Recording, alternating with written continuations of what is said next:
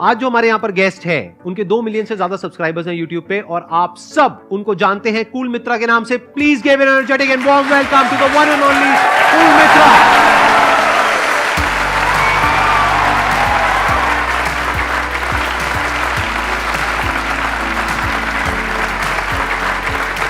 Please आइए। Thank you sir. Session शुरू उससे पहले मैं कुछ कहना चाहता हूँ। जब मैं 11th क्लास में था तो आपका सेशन देखा था मैंने, अनस्टॉपेबल। उसका मैंने कुछ पार्ट एज इट इज़ लेकर मैंने अपने स्कूल में स्पीच दे दी थी। जब मैं स्टेज पे स्पीच देने के बाद नीचे उतर रहा था तो मुझे एक दिखा लोगों की आंखों में कि मैंने उनको सपने दिखा दिए। तब आप जो कहते हो ना सर कि अंदर की आवाज़ सुनो, अंदर की आवाज़ सुनो, तो उस वक्त स्पीच देने के बाद में जो 5 सेकंड की एक आवाज़ थी मेरे अंदर की, वो मैंने उस वक्त सुनी थी। तो सर जब मैंने चैनल स्टार्ट करा फिर बाद में और चीज़ें होने लगी और आज मैं यहाँ तक पहुँच चुका हूँ उस चीज़ की वजह से, क्योंकि मैंने अंदर की आवाज़ उस वक्त सुनी थी। और आज यहाँ पहुँचा हूँ ना सर, मैं आपको एक बात कहना चाहता हूँ सर कि एक तो जीता जागता एग्जाम्पल आपके सामने है कि आपकी वजह से किसी ने अंदर की आवाज़ सुन के यहाँ तक पहुँचा। दूसरा ये सर, सर आपको लगता है कि आप 2.5 करोड़ सब्सक्राइबर्स को सर्व कर रहे हो, लेकिन सर इससे ज़्यादा है। क्यों? क्योंकि सर आप एक चेन क्रिएट कर रहे हो। आपकी वजह से मेरी लाइफ में बदलाव आया। अब 30 लाख लोगों ने सब्सक्राइब करा, मेरे से भी इंस्पायर होकर या फिर मेरे को देख के और भी कर रहे होगे, 100 साल के बाद भी और भी कर रहे होगे। It's never ending loop sir. तो सर इसका कोई हिसाब नहीं है कि कितने लोगों की लाइफ में बदलाव आपने सर यहाँ से शुरू होकर वो एक ब्लॉकचेन की तरह आगे से आगे फैल रहा है सर।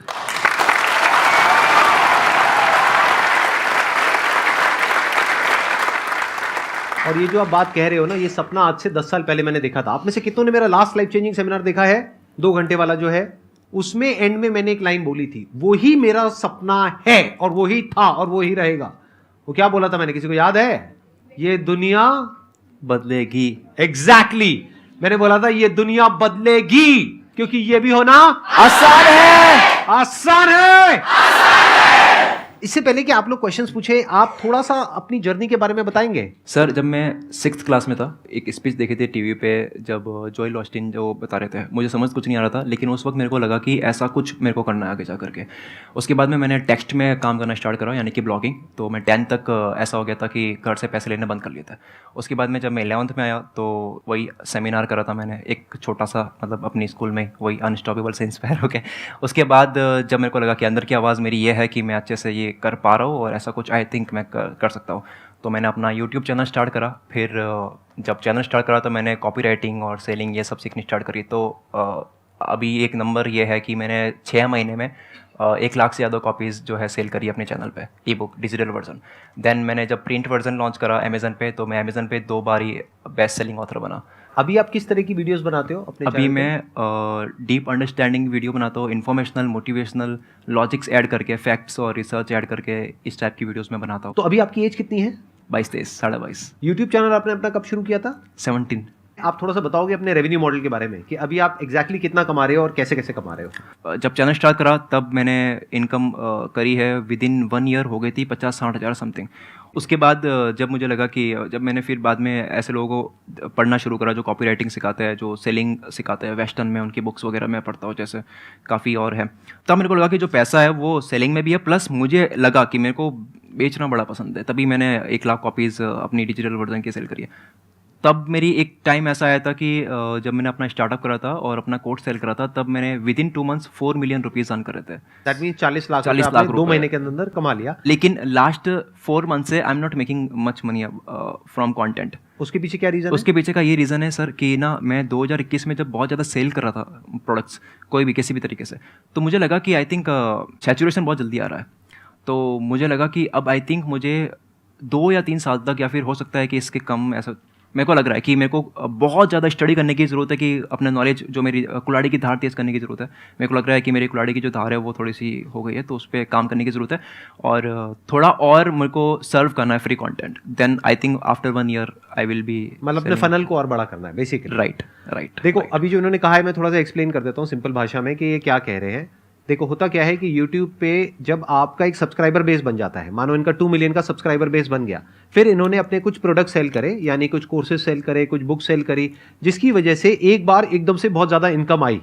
तो फिर क्या होता है कि हमको ये लगता है कि वो इनकम ऐसे ही रहेगी, जबकि ऐसा होता नहीं है, क्योंकि जो 20 लाख लोग हैं उसमें से कुछ परसेंटेज लोगों ने वो ले तो लिया, लेकिन फिर एक सैचुरेशन पॉइंट आ गया, क्योंकि जिसने एक बार ले लिया वो दोबारा थोड़ी ना लेगा। बिल्कुल। सेम चीज को। बिल्कुल। तो उसकी वजह से इन्होंने यूट्यूब पे ध्यान कम दिया, तो यूट्यूब से इनकम गिर गई, कोर्सेज से इनकम बढ़ गई, बट कोर्सेज में भी अब एक सैचुरेशन पॉइंट आ गया। अब ये कह रहे हैं कि अब मैं वापस से यूट्यूब पे ध्यान दूंगा, ताकि फ्री कंटेंट दे करके एक फनल वापस से बड़ा होगा और फिर मैं कुछ और करूंगा। बिल्कुल सर, बिल्कुल। तो अब ना जितने लोग यूट्यूब पे शुरुआत करना चाहते हैं उनके लिए लेसन भी कह सकते हैं कि अब लोगों का अटेंशन स्पैन जो है ना वो बहुत कम हो चुका है। तो आप स्क्रिप्ट लिखो ना, तो मैं क्या करता था कि आधे घंटे में स्क्रिप्ट लिख दी और उसको रिकॉर्ड कर दी, एडिट कर दी, डाल दी।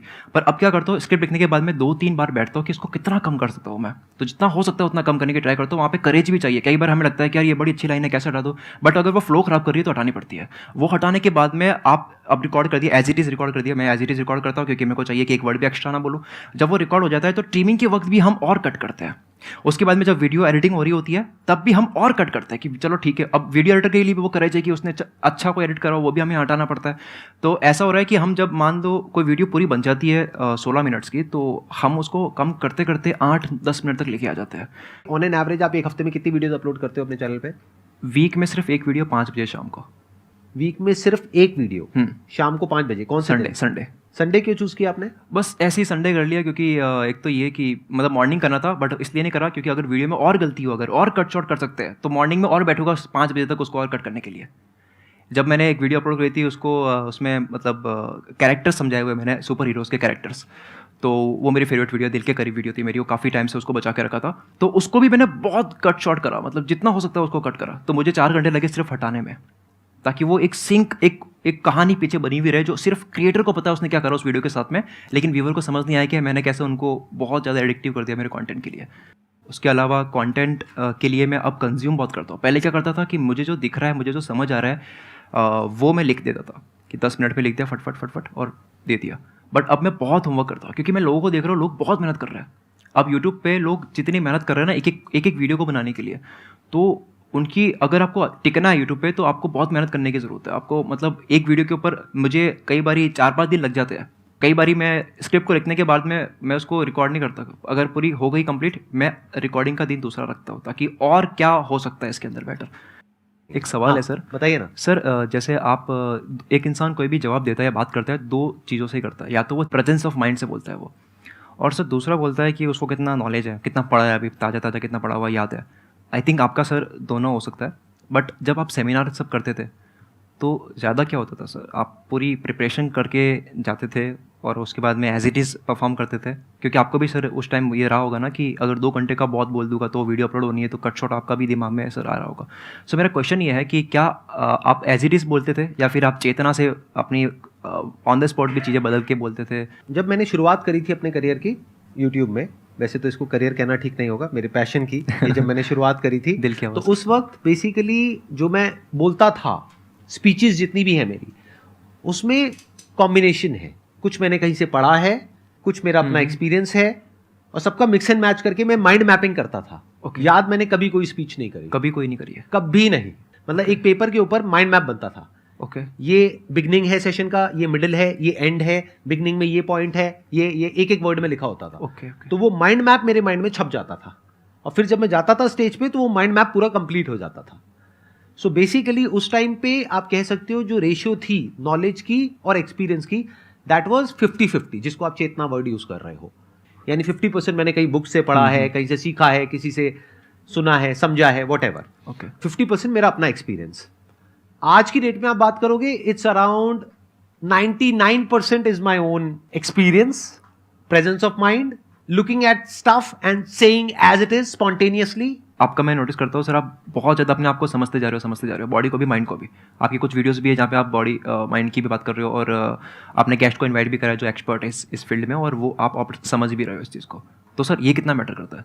ये बॉडी को समझना is like kind of overrated. बहुत सारे ऐसे लोग हुए हैं पास्ट में, अगर आप देखोगे उनकी बॉडी ठीक नहीं थी लेकिन mind wise they were brilliant people.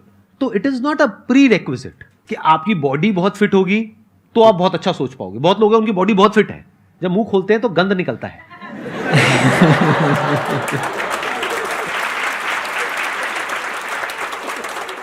हाँ, अगर आपकी बॉडी ठीक ठाक है, ठीक ठाक मतलब बीच में कहीं पर है, ऑब्सेस नहीं हो जाना है बॉडी के साथ में, फिटनेस के साथ में, बीच में कहीं पर रखो, एक्सट्रीम में मत जाओ, ना बहुत ज्यादा खाओ ना बहुत कम खाओ, ना बहुत ज्यादा डाइटिंग करो ना बिल्कुल ही छोड़ छाड़ दो, ना बहुत ज़्यादा वेट लिफ्टिंग करो, ना बहुत ज़्यादा वेट उठाओ, ना बिल्कुल ही ना उठाओ। तो बॉडी की ना बहुत ज़्यादा केयर करो, ना बिल्कुल ही बॉडी को छोड़ दो, Okay. केयरलेस हो जाओ। आप समझ गए? बीच में कहीं पे रहो। और बात रही माइंड की, तो अपने माइंड को डेवलप करने के लिए क्या करना पड़ेगा? You need to have a great deal of intelligence. And what is intelligence? Questioning. You need to question everything and take yourself lightly, as lightly as possible. ये आपको क्वालिटी मिलेगी हर उस इंसान में जो एक्चुअल में, जिसको आप बोलते हैं ना जीनियस। जैसे आइंस्टाइन की एक फोटोग्राफ है, आपने पता नहीं देखी है नहीं देखी है, जिसमें जीभ बाहर है उनकी, देखी है? तो इससे क्या समझ आता है कि वो खुद को बहुत ज्यादा सीरियसली नहीं ले रहे थे। मैं तो ये हूं, मैं तो वो हूं, मैं तो वो। अबे क्या हो गया? हल्के में लो खुद को, बहुत हल्के में लो। जैसे कई बार मैं यहाँ पे जोक्स क्रैक करता हूं, कोई लैंड करता है, कोई नहीं करता है। तो अगर लैंड करता है तो लैंड का मतलब समझ गए ना, कि जोक मैंने मारा और आप हंसे, अरे वाह सर क्या मजा आया। और जब लैंड नहीं करता है तो क्या होता है? एकदम से ऑडियंस सीरियस हो जाती है। उसके बाद में मुझे क्या करना होता है? एडिट नहीं। अब आपको एक कमबैक चाहिए। अब ऐसे में कमबैक क्या होता है? आपको खुद का मजाक उड़ाना पड़ेगा, समझे? इसको बोलते हैं प्रेजेंस ऑफ माइंड, कि किस टाइम पे क्या चीज छोड़नी है वो पता होना चाहिए आपको। आपको पल्स पता होनी चाहिए ऑडियंस की। मैं यहां पर बैठ करके देख सकता हूं कि आप में से किसको नींद आ रही है, किसको नहीं आ रही है। अगर किसी को नींद आ रही होगी ना, हल्की सी भी उबासी लेता हुआ मेरे को नजर आ गया, वो यहाँ होगा लेकिन मेरे लिए नहीं होगा। और जो इंसान है ना जिसको समझ नहीं भी आ रहा लेकिन बैठ करके तो उसी तरफ देखूंगा, चलो कोई तो है जिसको समझ आ रहा है। अंदर से कुछ नहीं आ रहा है, अंदर से वो कहीं और ही है। क्या समझ आया? क्या?